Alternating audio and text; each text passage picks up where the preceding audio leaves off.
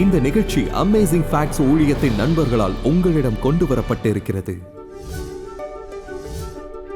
கிமு 1900 மெல்கிசேதே என்ற மன்னரால் ஆளப்பட்ட எருசலேம் முதலில் சலேம் என்று அழைக்கப்பட்டது. எருசலேம் இன்று உலக ரியல் எஸ்டேட்டில் மிகவும் பரபரப்புடன் போட்டிக்குரிய ஒன்றாக நம்பப்படுகிறது. யூதர்கள், கத்தோலிக்கர்கள், புராட்டஸ்டன்ட்கள், முஸ்லிம்கள் மற்றும் வேறு அநேகரால் புனித இடமாகவும் கருதப்படுகிறது. இந்த நகரம் யுத்தத்தினால் அழிக்கப்பட்டு 27 முறை மீண்டும் கட்டப்பட்டது. ஆச்சரியமான முரண்பாடு, எருசலேம் என்று உச்சரிக்கப்படும் ஜெருஷாலேம் என்ற வார்த்தை சமாதானத்தின் நகரம் என்று பொருள்படும். புதிய எருசலேமுக்கு இயேசுவை தொடர்ந்து தேவ ஜனங்கள் யாத்திரை செய்தார்கள் என்று வேதம் சொல்கிறது. எபிரேயர் 11:16 நீங்கள் வாசிக்கலாம், அதையல்ல அதிலும் மேன்மையான பரம தேசத்தையே விரும்பினார்கள். ஆகையால் தேவன் அவர்களுடைய தேவன் என்னப்பட வெட்கப்படுகிறதில்லை, அவர்களுக்கு ஒரு நகரத்தை ஆயத்தம் பண்ணினார். இன்று விசேஷமான ஒன்றை செய்ய போகிறோம். நாம் பழைய எருசலேமில் இருந்த சில நண்பர்களுடன் இணைந்து புதிய எருசலேமுக்கு இயேசுவோடு நடப்பது குறித்த செய்தியை கேட்கப் போகிறோம். உங்களுடன் இருப்பதற்கு எனக்கு மிகவும் மகிழ்ச்சி. எங்கள் நண்பர்கள் எருசலேமில் டிபிஎன் ஸ்டுடியோக்களில் தயாரித்த அனைத்து நிகழ்ச்சிகளையும் நான் மிகவும் பாராட்டுகிறேன். வாக்கு அளிக்கப்பட்ட தேசத்தின் ஆசீர்வாதங்களை பெற்றுக்கொள்ளக்கூடிய இந்த அழகான இடத்திற்கு நாங்கள் தேவனை ஸ்தோத்தரிக்கிறோம். உங்களில் எத்தனை பேர் எருசலேமுக்கு பயணம் மேற்கொண்டதில்லை? கொஞ்சம் பேர்தான். இது உற்சாகம் தரவில்லையா? எனக்கு பிடித்த நிகழ்வுகள் அடங்கிய இந்த செய்தியை எருசலேமுக்கு திரும்புதல் என்று அழைக்கிறோம். அது பொருத்தமானதாக இருக்கும் என்று நினைத்தேன். இதை ஒரு நற்செய்தியில் மட்டுமே காண முடியும். லூக்கா 24ஆம் அதிகாரத்தில் நற்செய்தியின் கடைசி அதிகாரம் 13ஆம் வசனத்தில் தொடங்குகிறது. இதன் பின்னணியை கொடுக்கிறேன். இயேசு சிலுவையில் அறையப்பட்டு மிகவும் கலக்கமுடன் துக்கமான பிற்பகலுக்கு பிறகு இது நடந்தது. உங்களுக்கும் எனக்கும் இது ஒரு நல்ல செய்தி. ஆனால் சீஷர்களுக்கு இது முழுமையான கலக்கமாக இருந்தது. மேசியா என்ன செய்ய போகிறார் என்பதில் அவர்களுக்கு மாறுபட்ட கருத்து இருந்தது. இயேசு சிலுவையில் அறையப்பட்டு மரித்ததைக் கண்டதும், அவர் கல்லறையில் வைக்கப்பட்டதைக் கண்டதும் அவர்களுடைய நம்பிக்கைகள் அனைத்து முற்றிலுமாக சிதைந்து போனது. ஓய்வு நாளை எருசலேமில் ஒன்றாக கழித்த பின் சீஷர்களில் சிலர் அவர்களுடைய சொந்த ஊர்களுக்கு திரும்பத் தொடங்கினர். நம் பிரசங்கத்தை இதிலிருந்து தொடங்குவோம். லூக்கா 24ஆம் அதிகாரம் 13வது வசனம். அன்றைய தினமே அவர்களில் 2 பேர் எருசலேமுக்கு 7 அல்லது 8 மைல் தூரமான எம்மாவு என்னும் கிராமத்துக்கு போனார்கள். போகையில் இந்த வர்த்தமானங்கள் யாவையும் குறித்து அவர்கள் ஒருவரோடொருவர் பேசிக்கொண்டார்கள். இப்படி பேசிக்கொண்டிருக்கையில் இயேசு தாமே சேர்ந்து அவர்களுடனே கூட நடந்து போனார். ஆனாலும் அவரை அறியாதபடிக்கு அவர்களுடைய கண்கள் மறைக்கப்பட்டிருந்தது. இப்போது அவர்கள் சாலையில் நடந்து செல்லும் போது திடீரென்று அவர்களுடன் வரும் ஒரு அந்நியருடன் சேர்ந்து கொள்கிறார்கள். அது அசாதாரணமானதல்ல. அவர்கள் பாதுகாப்பிற்காக ஒன்றாக பயணிக்க விரும்பி நடந்த பயங்கரமான விஷயத்தை அவர்கள் ஒருவருக்கொருவர் தொடர்புபடுத்தி பேசுகிறார்கள். அவர்கள் போகும்போது ஒரு விதமாக நடந்து செல்கிறார்கள். சிறிது நேரம் அதை கேட்டுக்கொண்டே வருகிறார். அவர் யார் என்பதை வெளிப்படுத்தவில்லை. இறுதியாக அவர் இனி தன்னை கட்டுப்படுத்த முடியாதவராக சொல்கிறார். அவர் யார் என்று அவர்களுக்கு தெரியாது. அவர்கள் அவரை அடையாளம் காணவில்லை. ஆனாலும் அவரை அறியாதபடிக்கு அவர்களுடைய கண்கள் மறைக்கப்பட்டிருந்தது என்று அதில் இருக்கிறது. அவர்களின் கண்கள் மறைக்கப்பட்டிருந்தது.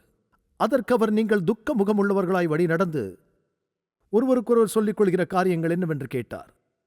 நல்ல செய்தி. நற்செய்தி என்ற வார்த்தையின் அர்த்தம் என்ன? அது மகிழ்ச்சியான ஒன்று, சந்தோஷமான ஒன்று. உலகில் கிறிஸ்தவர்கள் மகிழ்ச்சியான ஜனங்களாக இருக்க வேண்டும். அவர் முதலாவது அவர்களை கடிந்து கொள்கிறார். நீங்கள் துக்கமுகமுள்ளவர்களாய் வழி நடந்து சொல்லிக் கொள்கிற காரியங்கள் என்னவென்று கேட்டார். இந்த முக்கியமான விஷயத்தை தவறவிடாதீர்கள். அவர்கள் அவரை அறியாததற்கும் சோகமாக இருந்ததற்கும் தொடர்பு இருக்கிறது. அவர்கள் அவரை அறியவில்லை என்றும் சோகமாக இருந்தார்கள் என்றும் வேதம் சொல்கிறது. முடிவில் எல்லா மாற்றங்களையும் காணுவீர்கள். அந்த மாற்றம் என்ன என்பதை அறிவீர்கள். அவர் அவர்களோடு நடந்து இது என்னவென்று கேட்கிறார். அவர்களில் ஒருவனாகிய கிலேயோப்பா அப்போஸ்தலர் புத்தகத்தில் இருக்கிறது. அவன் பிரதியுத்தரமாக, எருசலேமிலே நடந்தவைகளை அறியாதபடிக்கு நீங்கள் அந்நியராயிருக்கிறீரோ என்றான். இந்நாட்களிலே எருசலேமிலே நடந்தவைகள் உங்களுக்கு தெரியாதா? அவர் எவைகள் என்றார். தேவன் அறியாமல் கேள்விகளை கேட்கிறாரா, நாம் சிந்திக்க வேண்டும் என்ற கேள்விகளை கேட்கிறாரா? அவர் நாம் கேட்கும் கேள்விகளைக் கொண்டே நம்மை வெளியே இழுப்பார். அவர் ஆதாமை நோக்கி, நீ எங்கே இருக்கிறாய் என்றார். எங்கே இருக்கிறார் என்று அவருக்கு தெரியும். அவர் சீஷர்களிடம், மேலறைக்கு செல்லும் வழியில் என்ன வாதிடுகிறீர்கள் என்று கேட்கிறார். அவர்கள் எதை குறித்து வாதிடுகிறார்கள் என்று அவருக்கு தெரியும். அவர்களில் பெரியவன் யார்? எனவே கிலேயோப்பா, எருசலேமிலே நீர் அந்நியராயிருக்கிறீரோ என்றான். இயேசு பெத்லஹேமில் பிறந்தவர், வெகு தொலைவில் இல்லை. அவர் எருசலேமில் விருத்த சேதனம் பண்ணப்பட்டார். அவர் 12வது வயதில் தேவாலயத்தில் போதகர் நடுவில் பேசுகிறதை கேட்கவும் வினாவவும் கண்டார்கள். அவர் எருசலேமில் 3½ ஆண்டுகள் பிரசங்கித்து வந்தார். அதனால் அவரிடம் இதை கேட்பது ஒரு விசித்திரமான விஷயம். அவர் எவைகள் என்றார். அதற்கு அவர்கள், நசரேயனாகிய இயேசுவை குறித்தவைகளையே. அவர் தேவனுக்கு முன்பாகவும் ஜனங்கள் எல்லோருக்கும் முன்பாகவும் செய்கையிலும் வாக்கிலும் வல்லமையுள்ள தீர்க்கதரிசியாயிருந்தார். நம்முடைய பிரதான ஆசாரியரும் அதிகாரிகளும் அவரை மரண ஆக்கினைக்குட்படுத்தி சிலுவையில் அறைந்தார்கள். அவரே இஸ்ரவேலை மீட்டு ரட்சிப்பவர் என்று நாங்கள் நம்பியிருந்தோம். நாங்கள் நம்பியிருந்தோம் என்பதற்கு அர்த்தம் என்ன? அது கடந்த காலம் இல்லையா? அவர்களின் நம்பிக்கைக்கு என்ன நேர்ந்தது? அது அழிக்கப்பட்டது. இறுதியாக இயேசு அவர்களை நோக்கி, தீர்க்கதரிசிகள் சொன்ன யாவையும் விசுவாசத்திற்கு புத்தியில்லாத மந்த இருதயமுள்ளவர்களே, கிறிஸ்து இவ்விதமாக பாடுபடவும் தமது மகிமையில் பிரவேசிக்கவும் வேண்டியதில்லையா என்று சொன்னார். இதை கவனியுங்கள். மோசே முதலிய சகல தீர்க்கதரிசிகளும் எழுதின வேத வாக்கியங்கள் எல்லாவற்றிலும் தம்மை குறித்து சொல்லியவைகளை அவர்களுக்கு விவரித்துக் காண்பித்தார். அந்த நேரத்தில் வேதம் எவ்வளவு எழுதப்பட்டிருந்தது? பழைய ஏற்பாடு ஒன்றுதான். அதனால் அவர் என்ன செய்தார்? எல்லா வேதங்களிலுமிருந்து விளக்கினார். பழைய ஏற்பாட்டில் தன்னை பற்றிய விஷயங்களை வேதத்திலிருந்து விளக்கினார். வேத வாக்கியங்கள் என்ன பேசுகின்றன? பழைய ஏற்பாடு முக்கியமாக நமக்கு இயேசுவை சுட்டிக்காட்டுகிறது. ஆதாமை பற்றி நீங்கள் வேதத்தில் படிக்கும்போது 6வது நாளில் அவர் தூங்கப் போகிறார். அவருடைய விலா திறக்கப்பட்டு மனைவி உண்டாக்கப்படுகிறாள். வாரத்தின் 6வது நாளில் இயேசு சிலுவையில் தொங்கினார். எல்லாம் முடிந்தது என்று அவர் நமக்காக மரித்தார். தேவாலயத்தின் திரைச்சீலை கிழிந்து திருச்சபை பிறந்தது. ஆபிரகாம் ஈசாக்குடன் மலைக்குச் சென்றதை வேதத்தில் வாசிக்கும் போது, ஈசாக் மீது கட்டைகளை சுமத்தினவுடன் ஈசாக் கேட்கிறான். அப்பொழுது ஈசாக் ஆபிரகாமை நோக்கி, என் தகப்பனே, நெருப்பும் கட்டையும் இருக்கிறது, தகனபலிக்கு ஆட்டுக்குட்டி எங்கே என்கிறான். ஆபிரகாம், தேவன் தமக்கு தகனபலிக்கான ஆட்டுக்குட்டியை பார்த்துக் கொள்வார் என்றான். ஈசாக்கு ஆபிரகாமின் மகன். அவர்கள் மலையின் உச்சிக்கு வரும்போது ஒப்புக் கொடுத்து வருகிறார்கள்.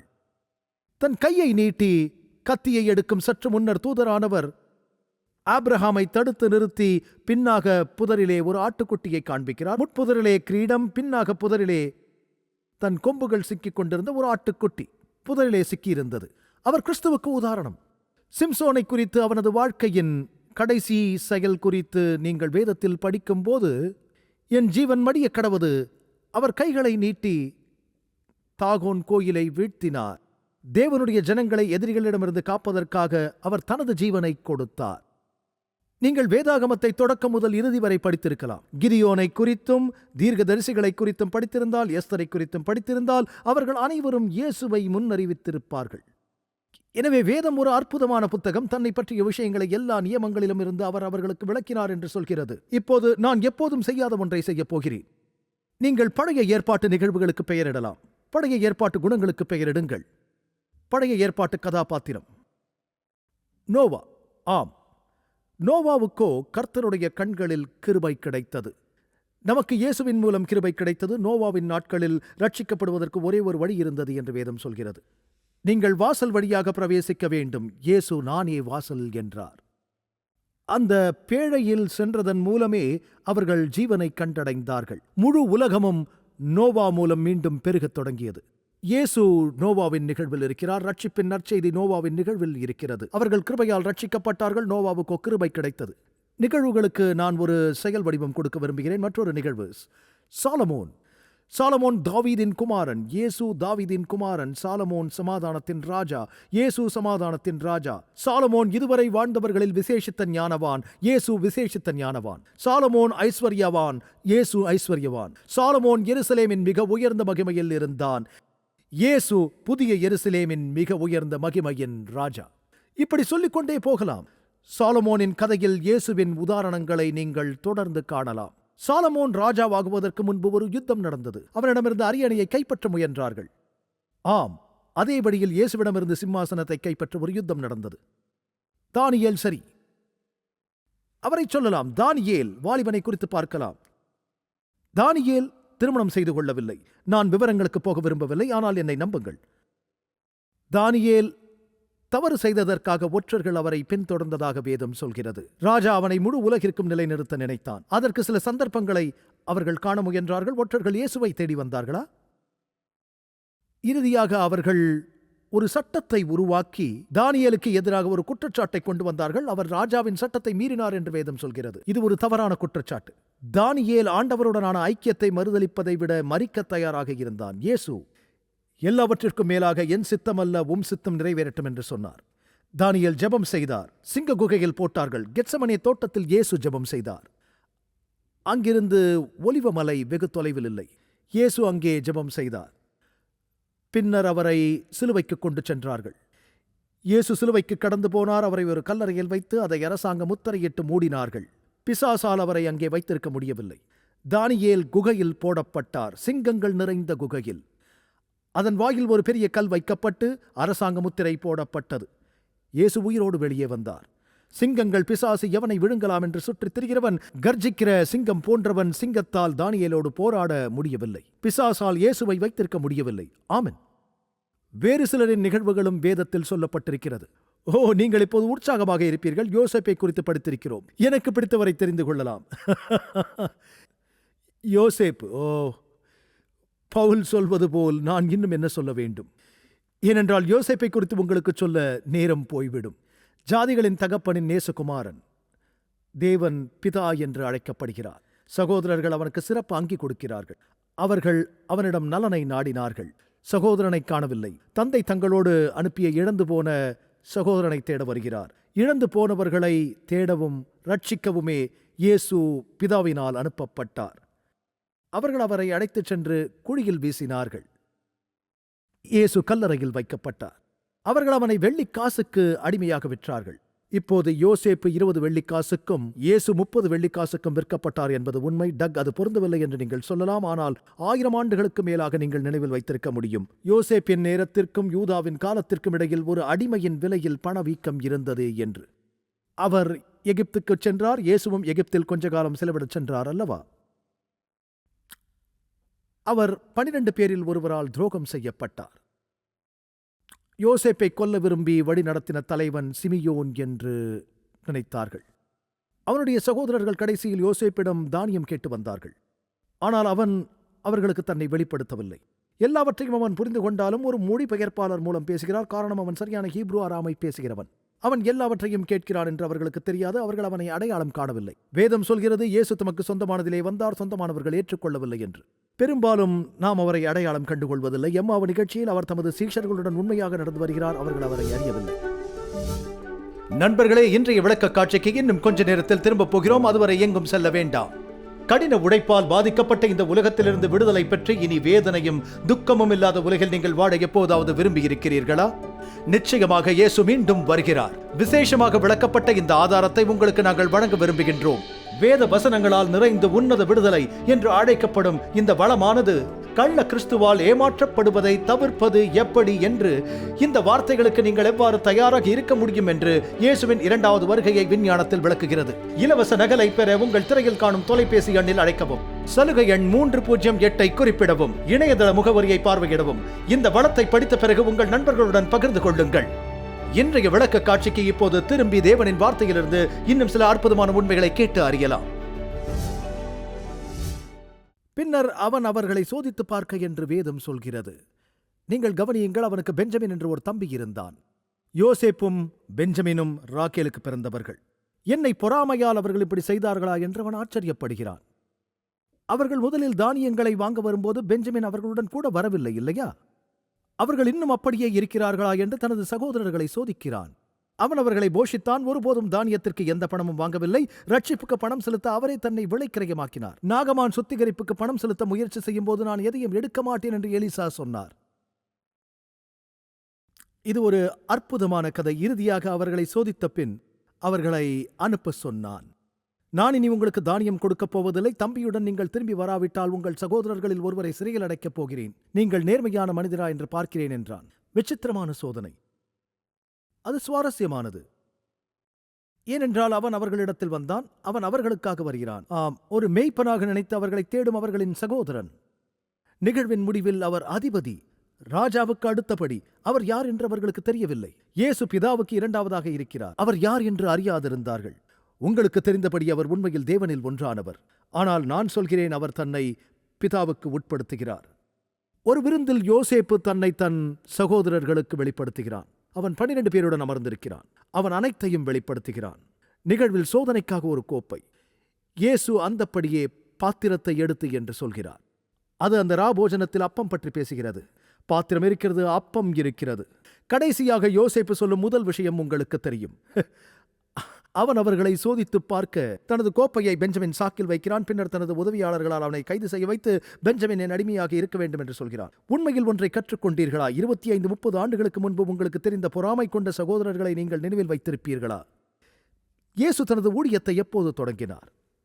அவர் 30 வயதில் ஞானஸ்நானம் பெற்றார். எகிப்தை ஆள யோசேப்பு எப்போது புறப்பட்டார்? 30 வயதில். எபிரோனிலும் பின்னர் எருசலேமிலும் ஆட்சி செய்ய தொடங்கிய போது தாவீதுக்கு எத்தனை வயது? 30.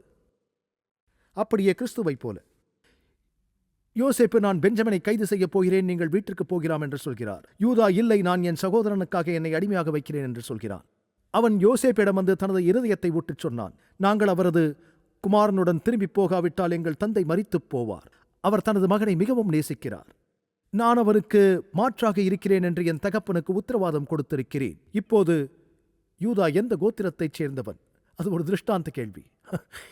யூதா நிச்சயமாக யூதா கோத்திரம். இயேசு எந்த கோத்திரத்திலிருந்து வந்தவர்? யூதாவின் கோத்திரம். யூதா பரிந்து பேசுகிறார். அவர் தன்னை முன்வைக்கிறார். அவர் யோசேப்பை நோக்கி, என்னை அழைத்துச் செல்லுங்கள், நான் எப்படி வீட்டுக்கு சென்று என் தகப்பனை பாதாளத்திற்கு அனுப்ப முடியும்? அவரின் நரைமயிரை சஞ்சலத்தோடே பாதாளத்தில் இறங்க பண்ணுவீரோ என்கிறான். யோசேப்பு மேலும் பேச முடியாதவனானான். அவன், இந்த மனுஷர்கள் மாறிவிட்டார்கள், அவர்கள் எனக்கு செய்ததை நினைத்து வருத்தப்படுகிறார்கள் என்றான். அதை புரிந்து கொள்ள அவனுக்கு ஞானம் இருந்தது. அவர்களுக்கு குற்ற உணர்வு இருந்தது. அவர்கள் அவரை கொல்ல பார்த்தார்கள். அவர்கள் அவனை அடிமையாக விற்றார்கள். அவன் கஷ்டப்பட்டான், சிறையில் அவதிப்பட்டான். இயேசு சிறையில் இருந்தாரா? அவன் அவர்களை மன்னித்தார். இயேசு நமக்கு என்ன செய்தார்? அவன் அவர்களை மன்னிப்பது மட்டுமல்லாமல் அவர்களுக்கு தானியங்களையும் கொடுத்தான். மேலும் தன் சகோதரர்களுக்கு வெளிப்படுத்தினான், நான் பரலோகத்திற்கு செல்ல விரும்புகிறேன், அங்கு வரும்போது இவர்களை பார்க்க விரும்புகிறேன். கடைசியாக அவன் அவர்களிடம் செல்லும் போது அவர்களின் முகங்களை காண விரும்புகிறேன் என்றான். அவன் துக்கமடைந்து அழத் தொடங்கினான். எகிப்தின் இந்த அதிபதிக்கு என்ன நடந்தது என்று மற்றவர்கள் யோசித்தார்கள். அது அவர்களை உருகச் செய்தது. பின்னர் அவன் முதன்முறையாக அழுது கொண்டு, உங்கள் சகோதரனாகிய யோசேப்பு நான் தான் என்றான். இருக்கிறவர் என்று இயேசு சொல்லவில்லையா? தேவன் நான் தான் இருக்கிறவர் என்றார். இயேசு சொன்னார், ஆபிரகாம் உண்டாகிறதற்கு முன்னமே நான் இருக்கிறேன் என்று. யோசேப்பு நான் தான் என்று சகோதரனின் முகத்தை பார்த்து சொல்லும்போது, ஓ, இது திரைச்சீலை என்று அவர்கள் நினைத்திருக்க வேண்டும். ஆனால் அவர், என் தகப்பனார் இன்னும் உயிரோடே இருக்கிறாரா? எல்லாவற்றிற்கும் மேலாக தகப்பனை பிரிந்ததால் அவர் மனம் உடைந்து போயிருந்தது. தகப்பன் மற்றும் பிள்ளைகளும் இறுதியாக சந்திப்பதை காணும் போதும் யோசேப்பு இன்னும் உயிரோடு இருக்கிறான் என்ற செய்தியை கேட்ட யாக்கோபு சந்தோஷமடைந்த விதமாக ஆதியாகமம் புத்தகம் முடிவடையும் விதத்தை நான் நேசிக்கிறேன். அவன் இருதயம் மூர்ச்சையடைந்து தானியமும் அப்பமும் மற்ற தின்பண்டங்களும் வண்டிகளைக் கண்டு அவனின் ஆவி உயிர்த்தவன் நம்பினான். பெந்தகோஸ்தே நாளில் ஜனங்கள் வரங்களை பெற்றார்கள். பின்பு அவர்கள் விசுவாசித்தார்கள். எனவே நீங்கள் யோசேப்பின் நற்செய்தி நிகழ்வை பார்த்தீர்களா? அன்று இயேசு கிராமத்தில் நடந்து சென்றார். நடந்து சென்றபோது அவர்களுக்கு வேத வசனங்களை வெளிப்படுத்தினார். அவர்கள் ஆச்சரியப்பட்டார்கள். நாங்கள் இதுபோன்ற எதையும் கேள்விப்பட்டதில்லை என்று. நடந்தவை அனைத்தும் தேவ சித்தத்தின் ஒரு பகுதி என்று எங்களுக்கு சொல்ல விரும்புகிறீர்களா? அவர்கள் செல்லும் கிராமத்திற்கு வந்தார். மேலும் தான் செல்ல வேண்டும் என்பதை அவர் சுட்டிக்காட்டுகிறார். ஆனால் அவர்கள் அவரை கட்டாயப்படுத்தி, நீர் எங்களுடனே தங்கியிரும் என்று கெஞ்சுகிறார்கள். கர்த்தாவே, என்னோடு கூட இரும், சீக்கிரம் வாரும். இது இந்த வசனத்தை அடிப்படையாக கொண்ட பாடல். மாலை வேகமாக கழிந்தது. அவர் தொடர்ந்து செல்கிறார். ஆனால் அவர்கள் அவரிடம் கேட்கிறார்கள். நாமும் இயேசுவிடம் கேட்க வேண்டும். ஒவ்வொரு நாளும் நாம் அவரிடம் கேட்க வேண்டும். அவர் வருவார். உங்கள் வாழ்க்கையில் தன்னை கட்டாயப்படுத்த மாட்டார். அவர்கள் வந்து மேஜையில் உட்கார்ந்தபோது அப்பத்தை எடுத்து அதை ஆசிர்வதித்தார். நேற்றிரவு மால்கம் எங்களுடன் பகிர்ந்து கொண்ட ஜெபம், ஒரு கதா அதோனோய் எலா இனு மெலோகலம் மூத்திலெகம் மென் ஹரட்ஸ். தவறுதலாக சொல்லியிருந்தால் மன்னிக்க வேண்டுகிறேன். அவர் அப்பத்தை பிட்டு அதை ஆசிர்வதித்தார். அவர் அப்பத்தை பிட்டபோது அவர்களின் கண்கள் திறக்கப்பட்டன. அவர்கள் அவரை அறிந்தார்கள் என்று சொல்கிறது. அப்பம் பிட்கப்பட்டதினால் அவர் அறியப்பட்டார். அப்பம் பிட்குதலில் இயேசுவை நாம் எப்படி அறிந்து கொள்வோம்? அப்பம் பிட்குதலில் அவர் தன்னை வெளிப்படுத்தின பிறகு மறைந்து போனார். அவர்கள் அவரை அப்பம் பிட்குதலில் அறிந்து கொள்ள விரும்பினார், கண்டதால் அல்ல. காணாதிருந்தும் விசுவாசிக்கிறவர்கள் பாக்கியவான்கள் என்று சொல்கிறார். அவர்கள் உற்சாகமானார்கள். கட்டுப்படுத்த முடியவில்லை. அவர்கள் 7 மைல் நடந்து சென்றார்கள். வழியில் அவர்கள் செல்வதை கவனியுங்கள். அவர்கள் மீண்டும் எருசலேம் வழியாக எம்மாவுக்கு திரும்பி வருகிறார்கள். அவர்கள் சமாதான நகரத்திலிருந்து வெந்நீருக்கு வருகிறார்கள். இயேசு அவர்களை வெந்நீரிலிருந்து காப்பாற்றுகிறார். மீண்டும் சமாதான நகருக்கு செல்கிறார்கள். இரவு நேரத்தில் அவர்கள் மேல் நோக்கி செல்கிறார்கள். அவர்கள் தனியாக இருப்பதாக நினைத்து பகலில் கீழ்நோக்கி நடப்பதை விட அவர் ஜீவனுள்ளவர் என அறிந்து இப்போது இயேசுவோடு இருட்டில் மேலே நடந்து செல்வது மகிழ்ச்சியாக இருந்தது. அவர்கள் மேல் வீட்டு அறைக்கு சென்று இயேசு ஜீவிக்கிறார், அவர் சீமோனுக்கு தரிசனமானார், இந்த செய்திகளை அவர்களுடன் பகிர்ந்து கொள்ள காத்திருக்க முடியவில்லை. அப்பம் பிட்குதலில் அவர்கள் இயேசுவை பற்றி பேசும்போது அவர் நடுவே வந்து நிற்கிறார். என் நாமத்தினாலே கூடியிருக்கிறீர்கள், நடுவில் இருக்கிறேன் என்றார். இயேசுவை குறித்து மற்றவர்களிடம் பேசும்போது உங்களுக்கு தெரியுமா, எம்மாவு நிகழ்ச்சியில் அவர் எப்போது அவர்களை கிட்டி சேர்ந்தார்? அவர்கள் இயேசுவை குறித்து சாலையில் பேசிக்கொண்டு நடந்தபோது அவர் அருகில் வந்தார். இப்போது மேலறையில் இயேசுவை குறித்து பேசுகிறார்கள், அவர் அவர்களை கிட்டி வந்தார். நீங்கள் மற்ற விசுவாசிகளுடன் ஒன்று கூடும்போது உங்களுடன் இயேசு இருப்பதை உணர முடியும். சாலையில் நடந்து செல்லும் போது உங்களுடன் வருவார். மேலறையில் மட்டுமல்ல, வருத்தத்தோடு சாலையில் நடந்து சென்றாலும் சாட்சியாக இருக்க வேண்டும் என்று அவர் விரும்புகிறார். ஆம், அவர்கள் சாலையில் நடந்து செல்லும் யாரையும் மாற்றவில்லை. இயேசு சொல்கிறார், ஏன் கலங்குகிறீர்கள்? உங்கள் இருதயங்களில் சந்தேகங்கள் எழும்புகிறதென்ன?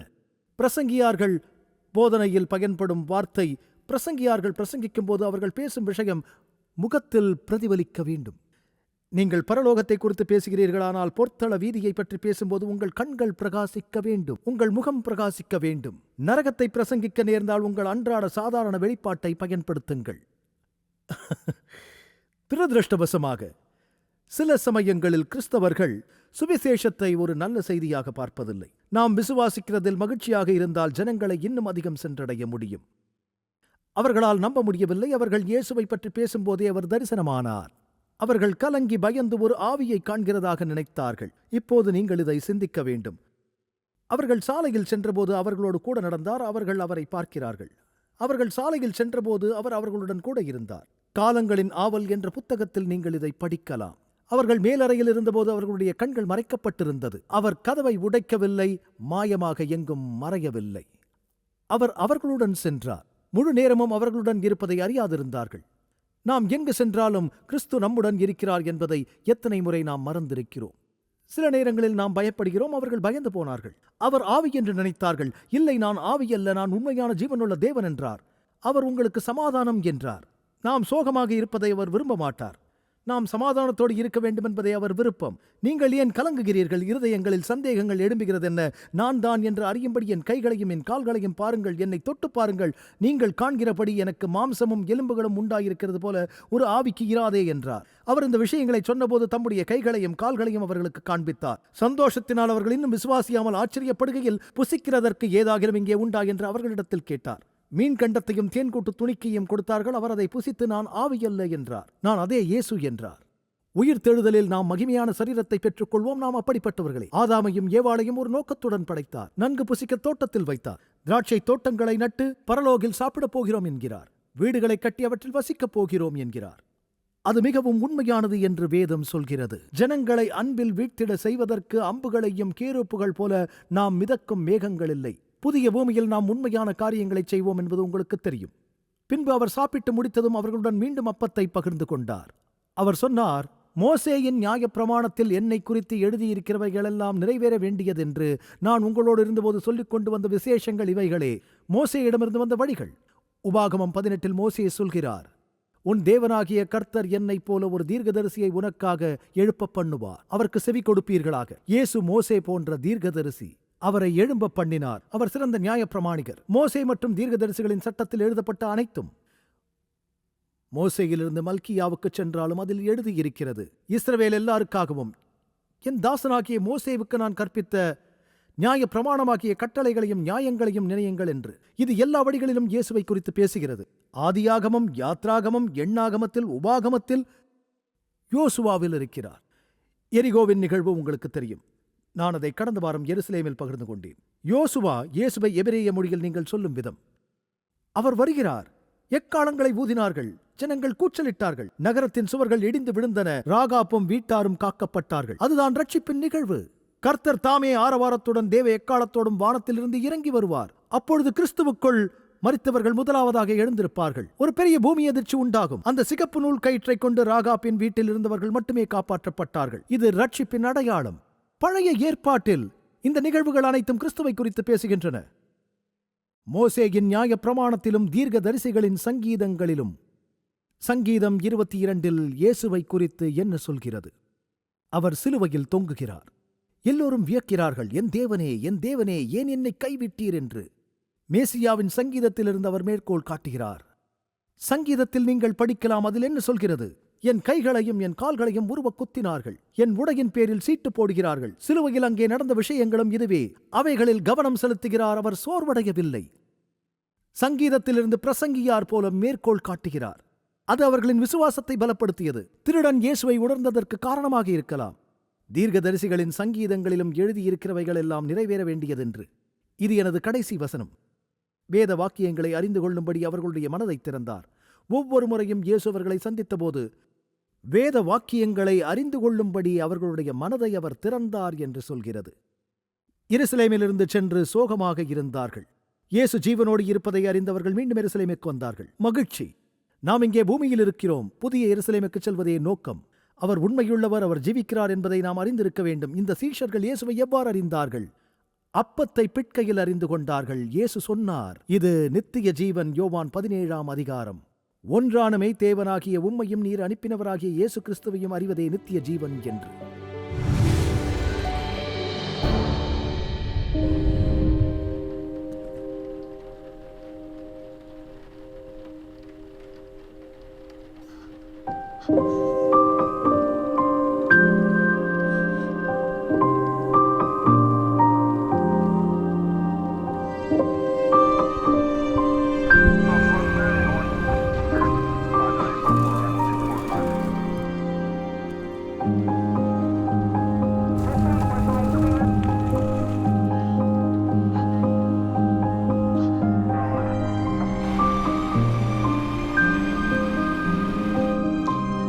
கூட்டம் ஒன்றாக கூடி வர முடியும். இனி வலி இல்லை, இனி காவல் நிலையம் இல்லை, இனி நோயும் இல்லை, மரணமும் இல்லை, துக்கமும் இல்லை.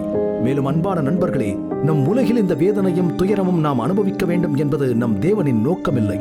அவர் தனது சித்தமான யாவையும் நமக்கென வைத்துப் போயிருக்கிறார். சாந்த குணமுள்ளவர்கள் பாக்கியவான்கள். நான் பசியாய் இருந்தேன், நீங்கள் எனக்கு போஜனம் கொடுத்தீர்கள். மிகவும் சிறியவர்களாகிய இவர்களில் ஒருவனுக்கு, என் சகோதரா, எதை செய்யாதிருந்தீர்களோ அதை எனக்கே செய்யாதிருந்தீர்கள்.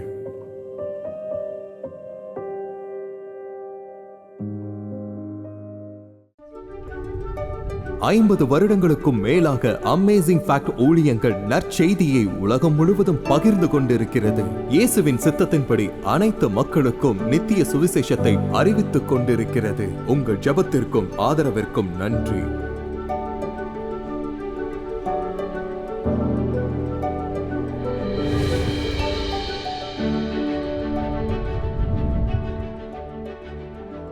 இன்றைய இலவச சலுகையை விண்ணப்பிக்க மறந்து விடாதீர்கள். அது நிச்சயம் ஆசீர்வாதமாக இருக்கும். உங்களது தொடர்ச்சியான ஆதரவுக்கு நன்றி. நாங்கள் இயேசு கிறிஸ்துவின் சுவிசேஷத்தை உலகெங்கிலும் கொண்டு செல்கிறதினால் நீங்கள் அடுத்த வாரம் இணைந்திருக்க உதவி செய்து கர்த்தருடைய வேத வார்த்தையில் மூழ்கி அற்புத உண்மைகளை ஆராயச் செய்வோம்.